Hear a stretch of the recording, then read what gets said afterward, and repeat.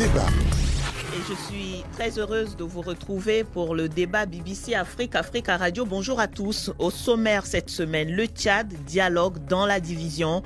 Le pays entame ce samedi les travaux du dialogue national inclusif dont les décisions seront exécutoires selon un décret du président du Conseil militaire de transition.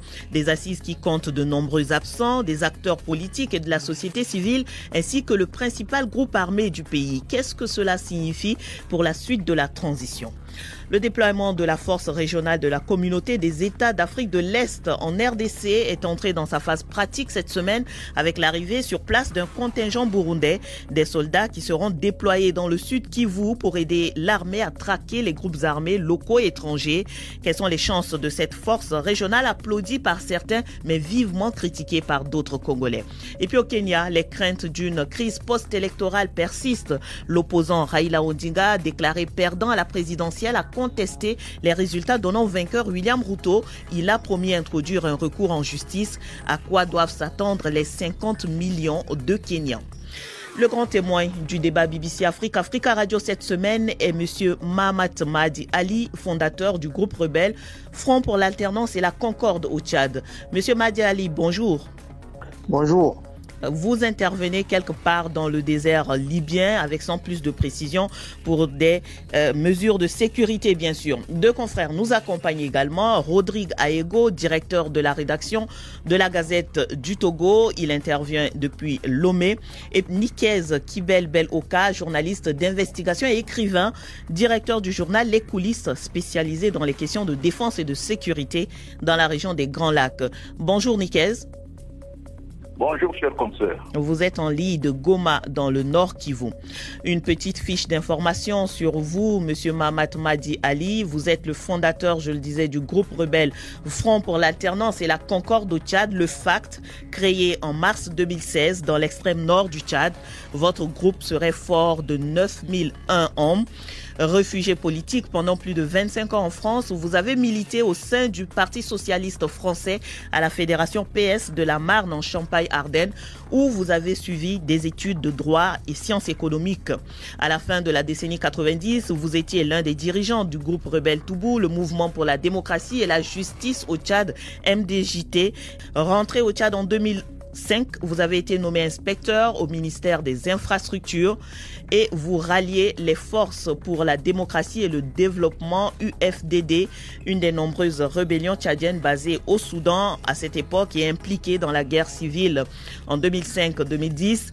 Et vous deveniez en mars 2009 le secrétaire général de l'UFDD avant de créer donc votre groupe rebelle, le FACT, que l'on a découvert en avril 2021 à la mort du président, de l'ex-président tchadien Idriss Déby Itno. Monsieur Mahamat Mahdi Ali, est-ce que ces informations sur vous sont exactes? Écoutez, c'est pratiquement, vous avez tout dit, mais je dois amener certaines précisions. En 2005, c'est vrai, nous avons négocié avec le régime en place et nous sommes rentrés. Et en 2008, il y avait eu, comme vous le savez, un problème au Tchad, le 2 février 2008. Et à l'issue de ces problèmes-là, le régime a commencé par rafler et exécuter les opposants politiques intérieurs. Et donc, nous étions obligés de répartir encore et exécuter. Et c'est comme ça que je suis réparti. Je ne suis pas réparti par gaieté de cœur. Je ne suis pas un rebelle éternel. Le Tchad, justement, entame une autre phase de la transition avec la tenue du dialogue national inclusif qui sera souverain selon un décret signé par le président du Conseil militaire de transition, le CMT. C'était une des revendications des acteurs politiques du Tchad. Cela n'a pourtant pas convaincu. On a entendu cette semaine le président du parti Les Transformateurs, Dr Masra Succès, qui a indiqué, je cite, que les conditions ne sont pas réunies pour un dialogue sincère, évoquant entre autres les profils des participants aux assises. Près de 90% des 1400 délégués seraient proches du CMT et de l'ex-parti au pouvoir, le mouvement patriotique du salut. De son côté, le collectif Wakitama a également appelé à manifester. Ce vendredi, sa marche a été interdite par les autorités. Et autre grand absent donc de ce dialogue, c'est bien sûr le FACT. Alors, Monsieur Mahamat Mahdi Ali, les partisans du dialogue dialogue sont concentrés sur le dialogue actuellement. En face, l'autre camp proteste par des actions pour exprimer son mécontentement. Et vous, le FACT, alors, qu'est-ce que vous faites actuellement? Comment est-ce que vous vous sentez aujourd'hui avec ce qui se fait sur place au Tchad, où justement, il semble que l'histoire se joue au Tchad, alors que vous, qui êtes le principal acteur de ce qui arrive aujourd'hui, vous êtes hors du pays et hors peut-être de cette histoire qui se joue pour le Tchad? Écoutez, nous, notre état d'esprit, c'est comme en 2016, au moment où nous avons créé les FACT. Dès la création des FACT, nous avons fait du dialogue et du règlement pacifique du problème tchadien notre cheval de bataille, notre leitmotiv. En face, ça a été rejeté. Tantôt, nous sommes accusés d'être des islamistes. Tantôt, nous serions des mercenaires ou des corsaires à la solde de je ne sais pas qui. Et toutes les portes, toutes les issues ont été fermées à notre visage. On aurait pu éviter ces morts. On aurait pu éviter la situation actuelle dans laquelle on se trouve.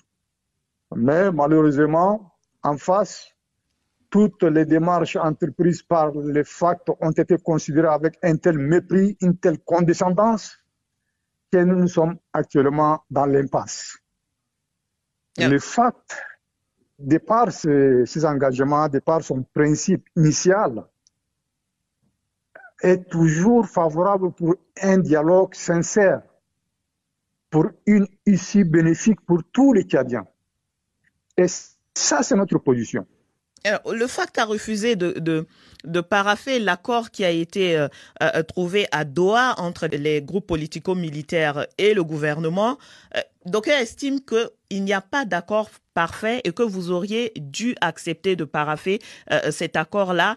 On a vu dernièrement deux des principaux leaders de la rébellion au Tchad rentrer. Il s'agit de Mahamat Nouri et de Timan Erdimi. Ils ont signé l'accord, ils sont rentrés. Qu'est-ce qui justifie que le FACT ait refusé de signer cet accord? Vous êtes arabe ou pas, Ramzi? Oui. Même si je voulais pas l'être, même si je voulais être autre chose. Vous n'aviez pas de garantie sécuritaire? Non, écoutez, attendez, il faut que je rappelle à vos auditeurs que le pré-dialogue à Doha, c'était une initiative venant du FACT. Le FACT, lorsque le Togo, par l'intermédiaire du président Faure, nous a invités à venir voir les problèmes tchadiens par le dialogue et par la négociation pacifique, nous étions à Lomé. À Lomé, nous avons proposé aux autorités togolaises comme quoi il faut nécessairement une étape intermédiaire pour ne serait-ce qu'évacuer certains problèmes qui peuvent entraver la participation sereine du FACT au dialogue intérieur. Nous avons pensé que le pré-dialogue serait en terre africaine à Lomé, mais bizarrement, ça a été transféré à Doha. Ok, bon, nous sommes partis à Doha. Quand on était parti à Doha, nous avons 4 points. 4 points seulement. Le premier, c'est le cessez-le-feu. Le deuxième, c'est la question des prisonniers de guerre.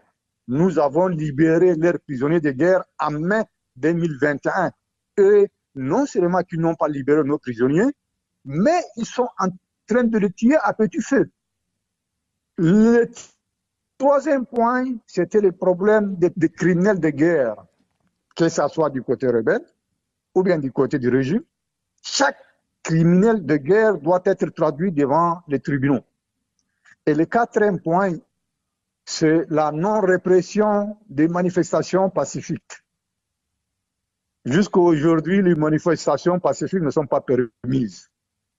Il y a eu des manifestations, même si certaines sont interdites, il y a bien eu quelques manifestations qui ont pu se tenir à N'Djamena. Écoutez, nous avons fait ces propositions-là au mois de juillet, je crois, 2021. Et le lendemain, il y a un manifestant qui a été tué à Faya. Et il y a d'autres manifestants qui ont été tués au sud du pays. Non, Non, non, ce n'est pas venu comme ça. Vous, vous n'étiez pas satisfait. Bon. On a entendu également le Premier ministre, Pahimi Patagé Albert, qui disait que l'amnistie générale accordée avant la signature de l'accord, avant même le pré-dialogue à Doha, était une garantie que le CMT, le pouvoir en place, voulait vous donner à vous et aux autres mouvements rebelles. Vous n'étiez pas convaincu de la sincérité de N'Djamena avec cet accord, cette amnistie générale? Écoutez, bon, la junte cherche à nous enfermer dans des questions de procédure. Nous sommes sur un champ de discussion sur la légitimité même de cette junte-là. Vous nous parlez d'amnistie. Mais posez-vous la question, comment nous allons admettre une amnistie quelconque de quelque chose qui n'est pas du tout, qui n'a aucune légitimité, ni issue des urnes, ni constitutionnelle. Mais vous avez bien négocié avec cette junte-là. Vous êtes allé à Doha, vous avez pris part pour parler avec cette junte-là. On est en guerre et lorsqu'on partait à Doha, c'est pourquoi nous avons uniquement évoqué les 4 points. Ces 4 points-là ne concernent en aucun cas une question politique ou institutionnelle. Nous nous sommes dit que les questions politiques et institutionnelles doivent être discutées à l'intérieur, au dialogue, devant tous les Tchadiens. C'est la junte qui a balayé toutes ces propositions-là d'un revers de main. Elle a produit un soi-disant accord sur 14 pages et c'est un accord, c'est vide de toute substance qui, normalement, doit être signé par une organisation digne de ce nom. Comment vous interprétez le retour de Mahamat Nouri ou de Timan Erdimi? Qu'est-ce qui a pu les convaincre, eux, qui étaient également en exil, eux qui ont affronté le pouvoir de l'ancien président? Ils sont rentrés, ils ont accepté de participer au dialogue? Écoutez, Mahamat Nouri et Timan Erdimi, nous étions tous dans le même groupe, appelé le groupe de Rome, au niveau de Doha, et ils ont préféré signer l'accord. Peut-être qu'ils ont vu ce que nous n'avons pas vu. Bon, donc c'est à eux de nous expliquer ce qu'ils ont vu et ce qui peut nous motiver peut-être à le suivre aussi. Mais ça n'a pas été fait. Ils ont signé l'accord et ils sont rentrés. Eh ben, je peux comprendre. Hein. Peut-être qu'eux, ils ont reçu plus de garanties sécuritaires que vous. Peut-être que vous vous sentez moins en sécurité si vous rentriez à N'Djamena. Votre mouvement a quand même occasionné le décès de l'ex-président. Ben, écoutez, c'est pas ceux qui n'ont pas signé, ce n'est pas que les factuels. Hein. Il y a d'autres mouvements aussi. Il y a 18 mouvements politico-militaires qui étaient à Doha et qui n'ont pas signé. Non, il ne faut pas ramener les choses sur ce terrain qui est un peu très bas et qui est loin de toutes nos pensées à nous. Pour nous, ce qui nous intéresse le plus, c'est le bien-être des Tchadiens et comment contribuer à ce qu'il y ait un bon départ pour les Tchad. Et vous, comme vous le savez, le Tchad, depuis les indépendances, vécu un cycle de violence, un cycle infernal, un cercle vicieux dans lequel il ne peut pas s'en sortir. Aujourd'hui, nous pensons que le moment est opportun pour que les uns et les autres contribueront efficacement pour rentrer pleinement dans les concerts des nations dites libres et indépendantes. Et là, c'est un devoir et que, bon, voilà, nous sommes en 2022, il faut qu'on pense à cela. Et comment est-ce que vous, justement, vous pourriez jouer ce rôle-là vu que vous n'êtes pas dans le dialogue qui se déroule? Ben, écoutez, je vais vous surprendre. Hein. Le dialogue, si ce dialogue-là peut faire aboutir les revendications et les aspirations légitimes du peuple tchadien, nous allons les rallier par la suite. Il n'y a aucun problème. Vous voulez dire qu'il y a encore des chances que le FACT participe au dialogue qui est prévu pour 1 mois selon les autorités? Nous n'avons jamais fermé aucune porte. Depuis, je vous l'ai dit et je le répète, au risque de me répéter, depuis 2016, à chaque fois, le Front pour l'alternance et la concorde en Tchad est résolu à mener ce combat, ou à la victoire. Nous sommes conscients que le chemin sera parsemé d'obstacles, mais notre confiance en la résilience du peuple tchadien nous incite à poursuivre notre route.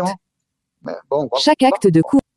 Je vous propose d'écouter la première réaction de mon confrère Nikez Kibel Oka, qui est en République démocratique du Congo, à Goma. Nikez? Oui. Le dialogue national inclusif qui devait permettre à tous les Tchadiens de s'asseoir autour de la même table et de pouvoir discuter de l'avenir du pays s'ouvre donc sans le FACT qui a en quelque sorte précipité cette période transitoire et beaucoup estiment que l'absence de ce mouvement a fait peser des menaces sur le Tchad. Bon, ils peuvent avoir raison ceux qui pensent que cette absence fait peser des menaces parce qu'effectivement, en suivant notre interlocuteur, il pose le problème de la sincérité. Mais en politique, il n'y a pas de sincérité. Ce n'est pas la religion, ce n'est pas l'Église. Et ils ont pris les armes. Ils estiment que les conditions pour lesquelles qui ont fait qu'ils prennent les armes n'ont pas rencontré l'assentiment de ceux qui sont au pouvoir aujourd'hui. Ils boycottent. Cela signifie que si le dialogue ne marche pas, ils vont continuer puisqu'ils n'ont pas déposé les armes. Donc on revient sur l'éternel problème de sincérité de ceux qui sont entre ceux qui sont au pouvoir et ceux qui sont dans la rébellion. On revient sur le même problème de légitimité. Mais lorsqu'on a accepté de négocier, je pense qu'on doit mettre de côté le problème de légitimité. Et la difficulté ici pour les Tchadiens et comme d'ailleurs pour les Africains, c'est que les raisons pour lesquelles on prend les armes sont presque les mêmes. Pas de démocratie, pas de liberté d'expression, la mauvaise gouvernance. Et il est difficile de trouver des solutions si chacun n'y met pas un peu de vin un peu d'eau dans son vin. Merci Nikez. Et Rodrigue qui nous a rejoint. Rodrigue, nous parlions de ce dialogue national inclusif qui commence au Tchad et qui doit marquer une autre phase dans la transition au Tchad, mais qui se tient sans les quelques principaux acteurs, notamment le FACT. Pour beaucoup, cela fait peser un risque sur la sécurité même du Tchad. Quelle est votre analyse, Rodrigue? Merci. Je crois que sur le sujet du Tchad, on en avait déjà parlé. Et moi, je trouve mal, comme je l'avais déjà dit la dernière fois, le fait qu'on parle, par exemple, d'un dialogue national inclusif et que sur la base de certaines considérations, avec un travail qui n'a pas été fait en amont, on trouve d'exclure, par exemple, ceux qu'on juge preneurs d'armes et qui, à travers leurs incursions, provoquent le décès notamment du président ou de l'ex-président du pays. Alors moi je pense, comme je l'ai dit, quand on parle de réconciliation, c'est notamment autour d'un climat de paix que cela doit s'établir. S'il n'y a pas de climat de paix, certains tiennent les armes et qu'ailleurs on se retrouve dans un cadre pour parler d'un dialogue national inclusif qui doit aboutir à la paix. Je pense que c'est beaucoup plus. Alors le pouvoir allègue quand même que il a dû reporter à plusieurs reprises, à 3 fois, si je me souviens bien, ce dialogue justement pour obtenir l'adhésion de plusieurs groupes armés avant de le tenir sur place à N'Djamena. Combien de temps il aurait-il fallu attendre? Pour moi, la question ne se pose pas en termes de temps. Moi, je pense que si l'idée de réconciliation était à mettre en œuvre, il faut envoyer, je l'ai dit la dernière fois, des signaux forts qui permettent aux uns et aux autres d'avoir confiance à ce qu'on est en train de mettre en place comme dialogue. Parce que déjà, d'un autre côté, on estime que celui qui a pris le pouvoir au lendemain ou dans la foulée du décès de son père est en train de rouler pour une dévotion dynastique du pouvoir. Et dans ce cas-là, il y a déjà des préjugés qui entourent le dialogue et on ne peut pas espérer un résultat autre qu'une procédure de dévotion du pouvoir de façon dynastique. Merci Rodrigue. Nous allons marquer une pause. Le débat BBC Afrique, Africa Radio, présenté par Saint-Tige Mentard Tonté. Le débat.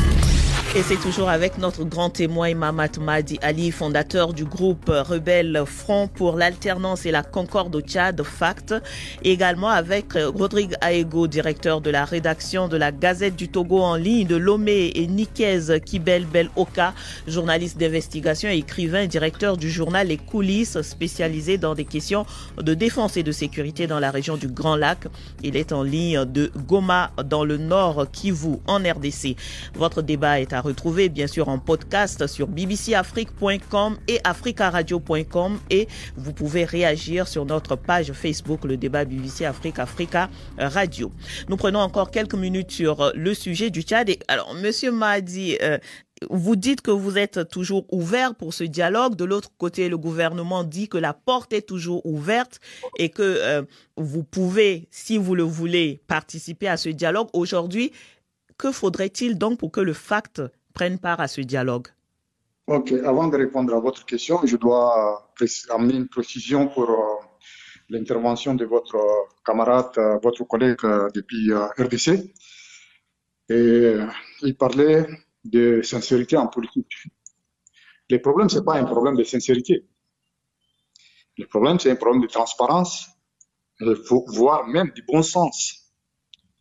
Il y a les opposants intérieurs et les organisateurs de la société civile de l'intérieur vous ont dit que sur à peu près 1400 délégués qui composeraient le dialogue intérieur, à peu près 1200 seraient proches de la junte.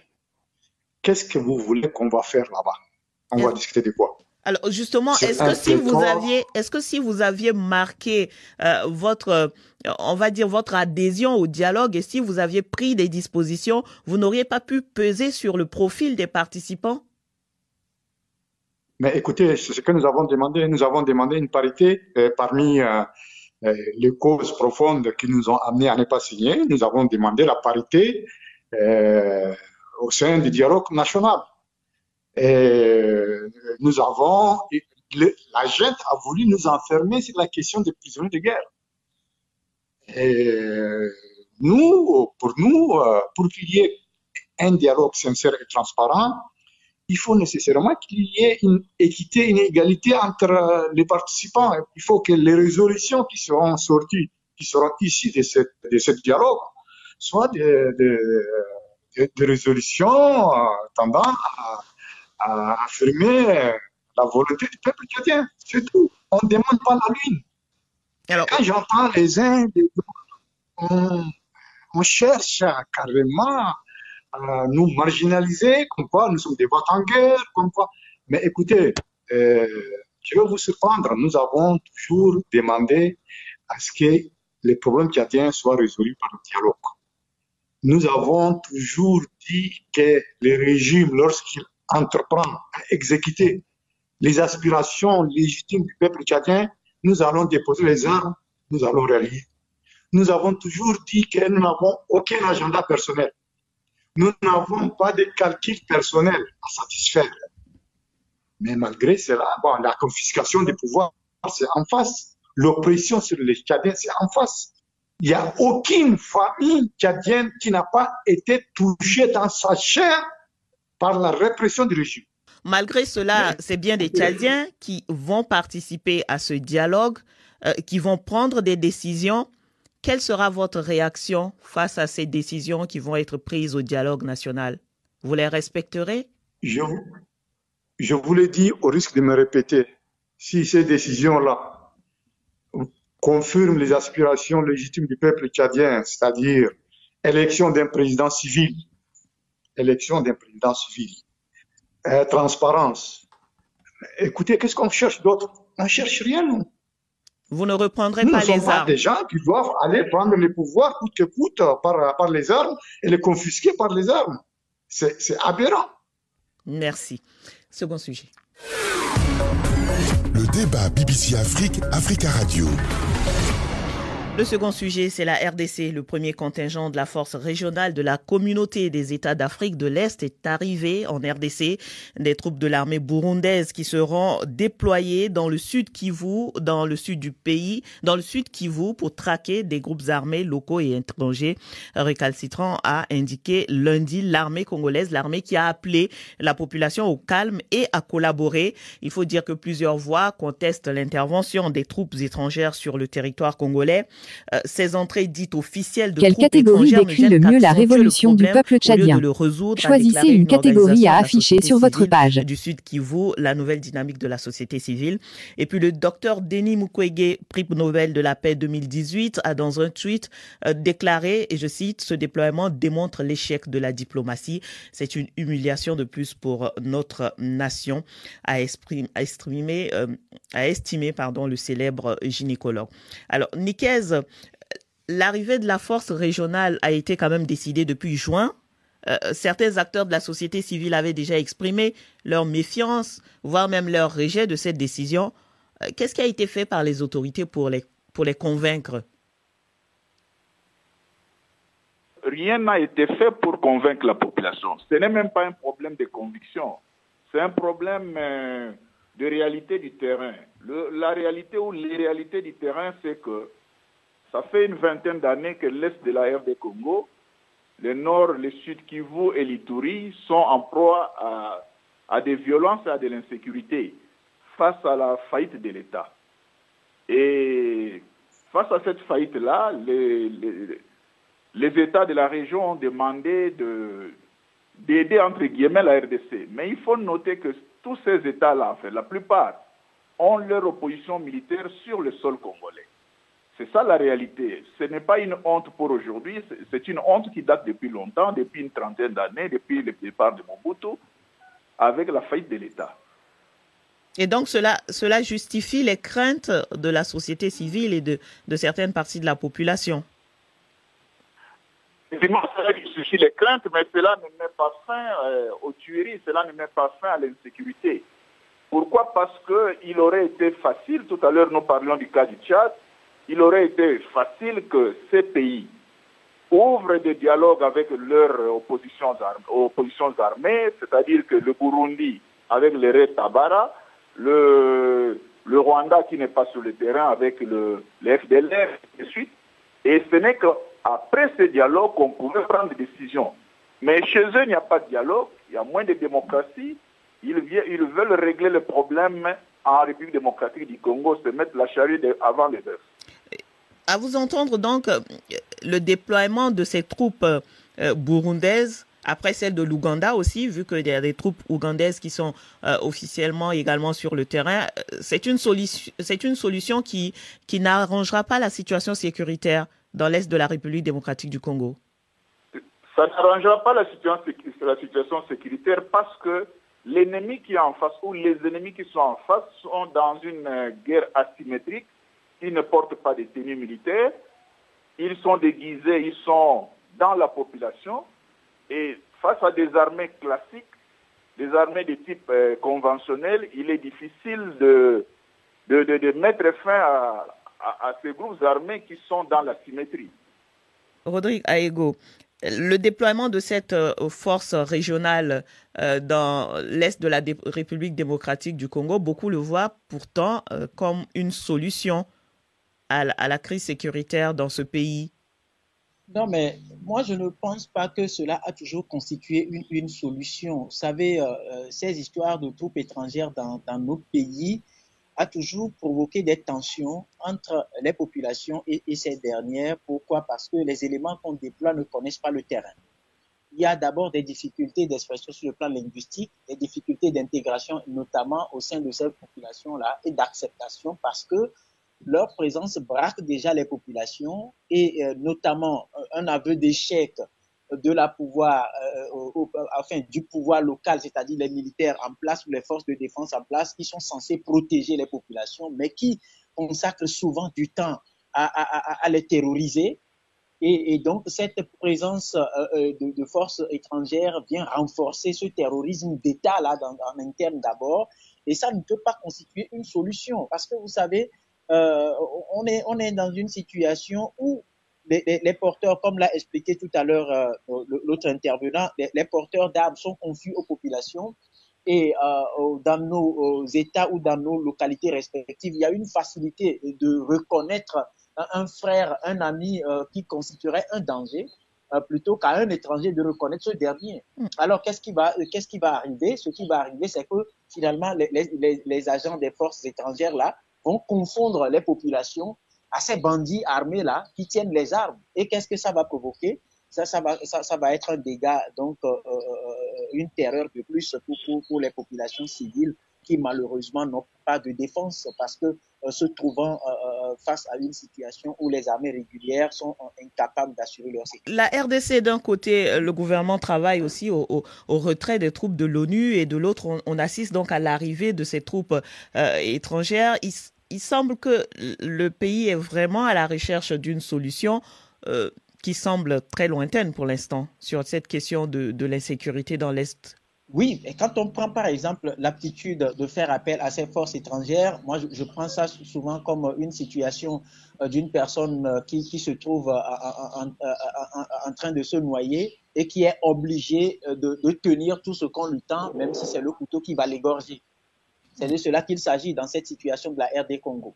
Maintenant, ce qu'il faut faire, et il faut pour moi analyser la causalité. Pourquoi est-ce que les gens sont arrivés aux armes?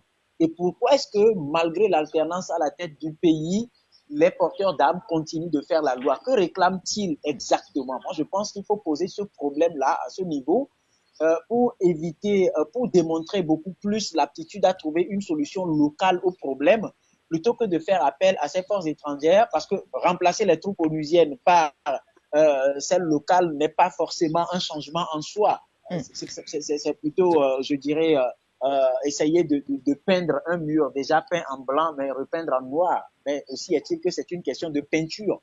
Maintenant, si les gens veulent retrouver les couleurs initiales, par exemple, du mur, il faudra en discuter et trouver un créneau en faisant de sorte. Il y a toujours cette question de confiance-là entre fils d'un même pays qui se pose. C'est très important parce qu'aujourd'hui, le défi pour l'Afrique, c'est d'arriver à restaurer ce climat de confiance-là entre les fils d'un même pays, et c'est ce qui va permettre de trouver des solutions aux autres problèmes qui sont nés de la proportion de certains qui ont la grande gueule à manger sans donner aux autres. Alors, on a entendu, merci Rodrigue, on a entendu aussi cette semaine le M23 qui a demandé l'ouverture de négociations directes avec le pouvoir de Kinshasa qui qualifie ce groupe de groupe terroriste. Nikez, cet appel aux négociations par le M23 n'est pas le premier du genre. Est-ce qu'aujourd'hui, ce groupe a des chances d'être entendu par le gouvernement de Kinshasa? Et est-ce que ce serait une solution, une alternative? C'est difficile que le M23 soit entendu, même si le gouvernement, les autorités de Kinshasa, parce que il s'est avéré que ces dialogues sont des faux fuyants. Et ces dialogues cachent, malheureusement, c'est comme l'arbre qui cache la forêt. Depuis l'assassinat du président Kabila, il y a eu des dialogues, les Sun City, et on a déversé des gens dans les institutions, parfois des gens qui n'ont pas les compétences voulues, et toutes les 3-4 années, ça se répète. C'est difficile que le M23 soit entendu. Mais justement, c'est ce que le M23 lui-même a dénoncé. Nous avons eu le porte-parole politique de ce mouvement qui a dit que le mouvement voulait des négociations directes et plus profondes et pas simplement l'intégration de leurs éléments dans des institutions et dans l'armée. Je vais vous surprendre parce que j'ai pratiquement ouvert toutes les négociations. Qu'est-ce que le M23 demande? Les M23 demandent ce qu'ils appellent les doléances légitimes, qui signifie qu'on doit leur laisser une partie. Pendant 5 ans, on doit laisser les M23 gérer la partie qu'ils occupent sur le territoire congolais. Pendant 5 ans, l'armée, l'administration, les finances. C'est ça ce qu'ils appellent les doléances légitimes. Ça, aucun Congolais ne peut l'accepter. Donc, tout ce qu'ils font là, c'est des faux fouillards. Ils ont présenté en 2012 le cahier des charges, où il y avait 5 points. Le premier point, c'est de faire entrer les réfugiés et la minorité qui est exilée. Le deuxième point, que l'M23 puisse assurer leur sécurité sur presque tout l'est de la RDC pendant 5 ans. Et voilà un peu ce qu'ils demandent. Alors, comme je le disais, le porte-parole politique que nous avons eu sur les antennes a estimé qu'il fallait des négociations plus profondes et directes avec le régime de Kinshasa pour sortir de cette situation. Merci beaucoup, Nikez. Nous allons entendre notre grand témoin, Monsieur Mahamat Madi Ali, sur la République démocratique du Congo et la recherche constante, perpétuelle de solutions pour l'Est du pays où beaucoup de groupes armés continuent de sévir. Quelle est la solution selon vous, vous qui êtes aussi fondateur d'un mouvement rebelle? Écoutez, je ne saurais comment vous remercier de m'avoir attribué cette opportunité pour parler de la RDC. RDC, dès qu'on parle de la République démocratique du Congo, on ne peut pas s'empêcher de penser à Patrice Lumumba. Patrice Lumumba qui a été supplicié jusqu'à mort. Et il faut se dire que les problèmes de la RDC, comme celui du Tchad, ont commencé tous au début des années 60. 61 en RDC et 63 au Tchad, avec l'annulation et la suspension de multipartisme. Il faut se le dire aussi, les interventions extérieures en RDC, ça date pas d'aujourd'hui aussi. Je me rappelle très bien qu'en 1996, le régime tchadien avait envoyé des troupes jusqu'en RDC pour combattre. Et donc, c'est l'occasion aussi de penser à toutes ces femmes qui ont été maltraitées, violées, et penser aussi au peuple congolais en général qui souffre pendant plus de 6 décennies d'indépendance. Et donc, moi je pense que la solution la plus viable et la plus avantageuse pour tout le monde, c'est de s'asseoir autour d'une table pour négocier, même avec le M23. Vous pensez que le régime de Kinshasa devrait négocier avec les groupes armés et notamment le M23? Mais c'est la voie de la sagesse. Il faut toujours négocier, il faut toujours essayer de régler les problèmes pacifiquement. Parce que, écoutez, nous sommes en 2022, jusqu'à là, nous sommes dans des cycles de guerre infernales qui ne se terminent pas. La RDC, j'entendais dans ma jeunesse parler d'un scandale géologique. Et écoutez, le voir dans cet état, c'est regrettable. Vraiment, c'est regrettable pour moi qui suis dans ces contrées désertiques et qui évolue dans les conditions dans lesquelles je suis. Merci, Monsieur Madi. Nikez, une dernière question avant de passer au dernier sujet. Le fait que le président congolais Félix Tshisekedi assure la présidence tournante de la SADC, est-ce que c'est une opportunité pour ce dossier de la RDC, sur la sécurité de la RDC? Est-ce qu'il a plus d'opportunités de faire avancer ce dossier avec notamment ses voisins, justement? Oui, il a plus d'opportunités parce que, comme l'a dit votre invité, le dialogue avant tout, le dialogue toujours. Et le M23 a un parrain très connu, le président Tshisekedi l'a même cité, et n'empêche que ces pères africains puissent parler au parrain. Et au-delà du parrain, il y a les voisins lointains, parce que la RDC, comme on l'a souligné, ce sont les richesses naturelles, c'est les pillages, c'est... Alors, la liaison se dégrade encore avec vous, Nikez. On va en profiter pour embrayer sur le dernier sujet, vu qu'il nous reste quelques minutes. Et le dernier sujet, c'est le Kenya, bien sûr. Raila Odinga a rejeté mardi les résultats de l'élection présidentielle du 9 août, donnant son rival William Ruto vainqueur. Il a promis saisir la justice pour contester ces résultats. Et à l'annonce des résultats le lundi, quelques manifestations violentes ont été enregistrées dans des bastions de l'opposant, notamment dans des quartiers populaires de Nairobi et de Kisumu, mais le calme est revenu. Si la justice est saisie dans la semaine à venir, donc la Cour suprême, elle, aura 14 jours pour rendre sa décision. Dans le cas contraire, William Ruto prendra ses fonctions dans les 2 semaines en tant que nouveau président du Kenya. Et il a enregistré, William Ruto, plusieurs messages de félicitations venant de différents dirigeants africains, mais pas de l'actuel président Uhuru Kenyatta. Rodrigue, comment comprendre justement que le président Kenyatta ne se soit pas encore prononcé sur les résultats de cette élection? En tout cas, il ne l'a pas fait à l'heure où nous enregistrons ce vendredi. Écoutez, je pense que quand on jette un regard sur la situation kenyane, ça interpelle quant à ce qui est d'habitude africain, où après les élections, il y a les contestations, violences, morts d'hommes, blessés, exilés, etc. Le refrain, il est permanent et ça pose un véritable problème de crédibilité des scrutins. Et c'était la crainte ici, pour le Kenya aussi. On craignait justement une crise post-électorale qui semble ne pas être encore installée, même si les craintes sont là. Mais les signaux sont perceptibles et c'est pas quelque chose qu'on peut occulter.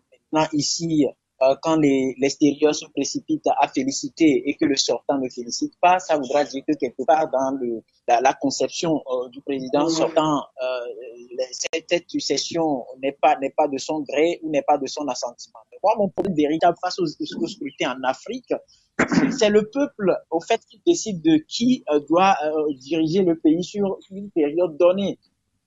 Ce qui sous-tend normalement que les organes qui organisent ces élections sont crédibles, libres, démocratiques, autonomes et ne sont pas sous la coupole de quelqu'un, alors là, les choses marchent normalement. Et généralement, quand on jette un regard sur les pays anglophones d'Afrique, on peut se dire, je ne parle pas de ceux qui partagent la langue française et anglaise, mais ceux qui sont purement anglophones, on peut se dire que même s'ils se battent en période électorale, ils arrivent à s'entendre, vu que l'alternance pour eux constitue un gage de sécurité. Ça voudra dire que même si la personne a réussi à fabriquer ou bien à se donner une certaine propension pour arriver à la tête du pays, aussi est-il qu'à l'issue de son mandat, il y a encore un scrutin et si ce dernier prend fin, c'est-à-dire le deuxième prend fin, c'est qu'il y a automatiquement l'alternance et que ce dernier n'est plus candidat. Et là, dès lors qu'on n'a pas une question de limitation de mandat claire, dès lors qu'on n'a pas une certaine indépendance qui organise les élections, mais je ne parle pas d'indépendance ou d'autonomie sur papier, non, véritable indépendance vis-à-vis de ceux qui dirigent le pays du pouvoir. Comment on arrive à la tête de ces institutions? Comment on est choisi? Est-ce qu'on est choisi par des officines politiques, etc.? Parce que tout ça a une répercussion sérieuse sur le choix des chiffres que les gens proposent au lendemain des scrutins. Et ici, dans le cas d'espèce, on ne peut pas comprendre qu'on ait une équipe de 7 membres qui organise l'élection là et qu'à l'issue de l'élection, 4 membres, 4 commissaires ont daigné désavouer donc les résultats qui donnent William Ruto vainqueur avec 50,40 quelques %. Oui, Rodrigue. Et là, vous comprenez que cela décrédibilise le résultat qu'on propose à l'opinion.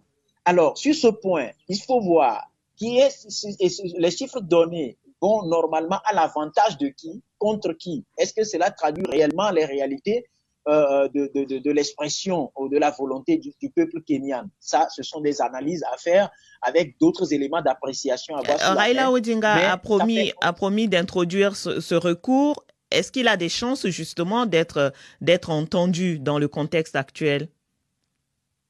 Mais ça dépend. Si par exemple, nous savons que lorsqu'on est président en Afrique, on transforme par exemple que ce soit la justice ou les autres institutions de la République en son salon privé. Et si tel est le cas, alors là, on peut s'attendre à ce que le recours formulé par Raila Odinga aboutisse si on considère le silence du président sortant comme une bénédiction à cette action-là. Mais au cas contraire, ça voudra dire que dans l'appareil même qui a dirigé le pays et qui a organisé les élections aujourd'hui, il y a problème. Il y a une sérieuse division qui se lie à travers ce combat actuel-là, et c'est bien dommage pour le Kenya. Alors, on a entendu aussi le président de l'organe électoral, justement, qui s'est défendu des accusations de fraude qui avaient été émises par les 4 membres démissionnaires de la commission. Il a, au contraire, dit que c'était eux qui voulaient absolument instituer un deuxième tour entre les 2 candidats. Nikez Kibel-Bel-Oka, cette élection kenyane qui a cristallisé les attentions, beaucoup de craintes. Ensuite, une élection où il a fallu attendre près d'1 semaine avant d'avoir les résultats. Aujourd'hui, des résultats contestés par l'opposant Raila Odinga. Les craintes d'une crise post-électorale demeurent toujours sur le Kenya. Oui, rien n'est exclu. Effectivement, le silence du président Uhuru, c'est un peu un silence de déception parce qu'en fait, c'est lui qui était au pouvoir, c'est lui qui avait choisi Raila Odinga comme son successeur, et contre celui qui avait été vice-président. Donc son silence se comprend, il est devant un fait accompli, difficile à avaler. Mais comme l'a dit mon co-débatteur, le reste va se jouer sur la plainte que va introduire Raila Odinga. Et on espère que le peuple kenyan est mature pour amoindrir les chocs, pour amortir les chocs plutôt, j'allais dire, pour ne pas vivre ce qu'on a vécu en 2017. Ça, c'est quand même triste qu'on en arrive aux affrontements meurtriers. Donc nous espérons que tout le monde fera foi à la justice et que la justice sera plus ou moins équitable ou juste pour rendre les bons résultats. Et que le perdant devra faire preuve de fair play pour accepter le sort. Merci Nikez. Monsieur Madi Ali, cette élection au Kenya, vous l'avez peut-être suivie. Pour le président William Ruto, c'est la démocratie kenyane qui sort grandie. Votre impression, vous? Écoutez, merci beaucoup. Les Kenyans, c'est pas pour seulement ces élections-là, mais les Kenyans depuis les indépendances, avec la lutte des fameux Momo. Et puis, bon, tout est parti à partir de là-bas, depuis la période de l'indépendance. Écoutez, je ne peux que féliciter et encourager le président Kenyatta dans sa démarche, dans sa position. Comment voulez-vous qu'il appelle les candidats pour les féliciter? D'autant plus que l'affaire est tendante devant la Cour suprême. Et il faut se rappeler aussi, car nous, Africains, nous avons tendance à toujours mettre en avant les choses qui sont négatives, mais pas à parler des choses qui sont positives. La Cour suprême kenyane, au risque de me tromper, en 2013, je crois, avait annulé une élection. Une élection, effectivement. Eh oui, et donc... rien n'est perdu. D'ailleurs, c'était l'actuel candidat de l'opposition qui était candidat face à Kenyatta, je crois. Et donc, attendons. Et je crois qu'il va y avoir une issue sanitaire pour tout le monde. Alors, en attendant, Rodrigue, et pour finir sur le sujet avec vous, on a entendu William Ruto qui a promis de travailler avec tous les leaders politiques. Est-ce qu'on peut envisager un scénario où il proposerait la vice-présidence à Odinga? C'est fort possible, parce que moi je dis dans tous les cas, il faut quand même que les États sortent grandis de ce carcan d'élections, contestations, violences, etc., etc. Moi je veux bien croire à ce que d'abord la Cour suprême puisse délibérer et rendre un verdict qui puisse ramener la paix et du peuple kenyan, et pour aussi permettre au président élu d'ouvrir les bras normalement comme il faut à toute la classe politique pour composer une équipe qui va défendre les intérêts du peuple. Et ici, la question fondamentale qui se pose, c'est le fait que l'alternance soit devenue une perception d'un rôle basé sur la volonté de quelqu'un et non de la crédibilité des institutions et des élections qu'on organise dans les pays. Merci Rodrigue. C'est très important parce que merci Rodrigue. On est à la fin de l'émission. On va prendre quelques minutes pour écouter les réactions de nos auditeurs compilées et présentées par Didier Ladislas Lando. Réagissez et laissez-nous vos commentaires via notre compte Twitter @débat BBC Africa et sur notre page Facebook facebook.com/débat BBC Africa. Bonjour Saint-Is, bonjour à tous. Voici quelques réactions recueillies sur la page Facebook de l'émission. Dialogue national au Tchad pour Charles Bazema. Il est temps que tous les Tchadiens de tous bords comprennent que ce qui les unit est plus important que leur intérêt individuel. Pour lui, l'heure n'est plus à la rébellion, mais plutôt à l'union nationale face à des phénomènes tels que le terrorisme. Lakou Nestor, lui, estime que la seule alternative possible est d'instaurer un dialogue pour la paix en vue de la restitution du pouvoir aux civils. RDC Théodore Lakou affirme que cette entrée officielle des troupes étrangères ne vient qu'accentuer le problème au lieu de le résoudre. Sur le Kenya, notre internaute de Cotonou estime qu'il faut que l'institution en charge du contentieux électoral fasse preuve d'indépendance et d'impartialité afin de préserver sa crédibilité et la stabilité du pays. Merci à Onésime Mofanik pour sa fidélité. Merci de continuer à nous suivre sur les réseaux sociaux à l'adresse facebook.com/débat BBC Africa Radio. Et d'ici là, bon week-end à tous. Très bon week-end à vous également, Didier. Monsieur Mamat Madi Ali, votre dernier mot? Écoutez,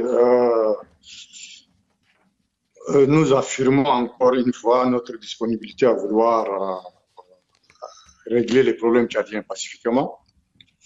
Et ceci, pas seulement pour le Tchad, mais on espère que pour tous les pays africains, le moment est au dialogue et au débat d'idées et aux échanges pacifiques pour essayer de faire émerger les pays africains et le continent africain tout entier. Merci. Et donc, nous croyons en cette jeunesse actuelle qui ne ménage aucun effort pour que la paix, le progrès soient des réalités. Non seulement au Tchad, mais partout en Afrique. Merci, Monsieur Mamat Madi Ali, fondateur du groupe rebelle Front pour l'alternance et la concorde au Tchad, le FACT. Vous étiez en direct du désert libyen. Rodrigue Aego, directeur de la rédaction de la Gazette du Togo en ligne de Lomé. Merci Rodrigue. Merci également à Nikez Kibel Bel Oka, journaliste d'investigation et écrivain, directeur du journal Les Coulisses, spécialisé dans les questions de défense et de sécurité dans la région du Grand Lac. Nikez, vous étiez en direct de Goma dans le Nord Kivu. Merci à vous. Retrouvez ce débat sur bbcafrique.com et africaradio.com et puis réagissez sur notre page Facebook avec notre adresse le débat BBC Afrique Africa Radio. Abdou Diop était à la réalisation, Didier Ladislas Lando à la production. Merci à tous pour l'attention et très bonne suite de programmes sur BBC Afrique et sur Africa Radio. Au revoir.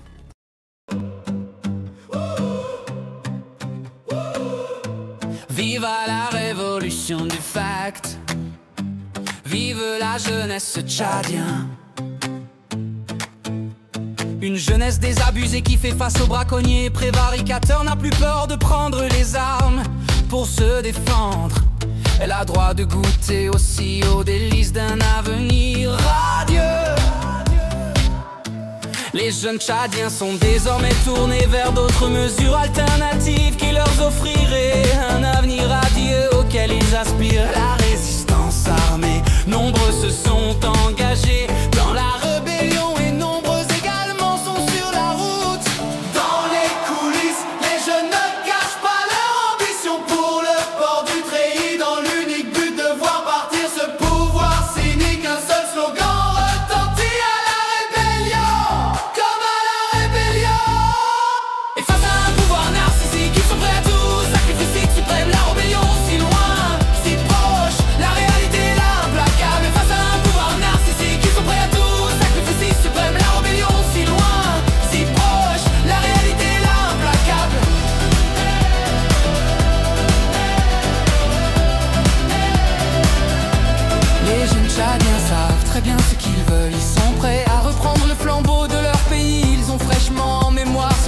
c'est au Burkina Faso et en Tunisie. Peut-être que ça monte et ça descend, ça avance et ça recule, mais à force de faire 3 pas en avant et 2 en arrière, on a fait un pas en avant.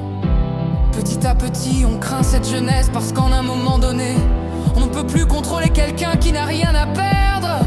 On leur a tout pris sans leur laisser ne serait-ce qu'un tout petit peu qu'elle craindrait de perdre. Et on ne contrôle pas celui qui n'a rien à perdre. Il est de toute évidence que la jeunesse tchadienne va y arriver. Seule la lutte libère, vaincra. Seule la lutte libère, vaincra.